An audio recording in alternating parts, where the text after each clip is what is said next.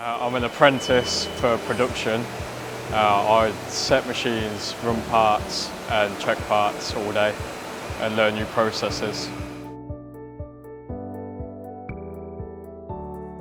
So I'll get in the morning, do the maintenance on the machines, start the machine, warm it up, start running the parts. If there's nothing running, I'll start setting.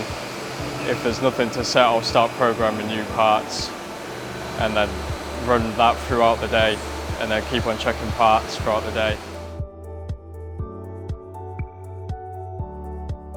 I'm in my third year of my apprenticeship. I finished my first 2 years at MGTS on day release, learning mechanical principles, manual machining, maths and further subjects in that.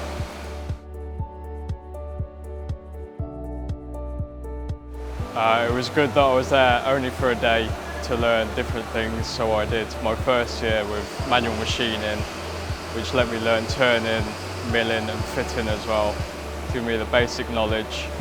And then in my second year I started learning about electrical principles, mechanical maintenance to learn about the machines, further maths to help with drawings and working out how to measure things.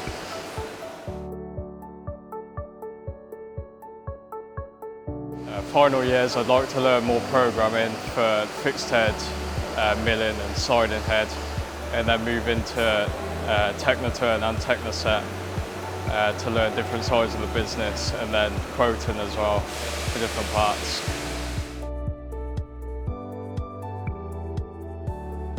I'd like to further my knowledge in automated systems such as milling with pallet systems, move on to different machines like wire EDM, and then maybe move into management and learn different parts of that and then build it all together to make one big process.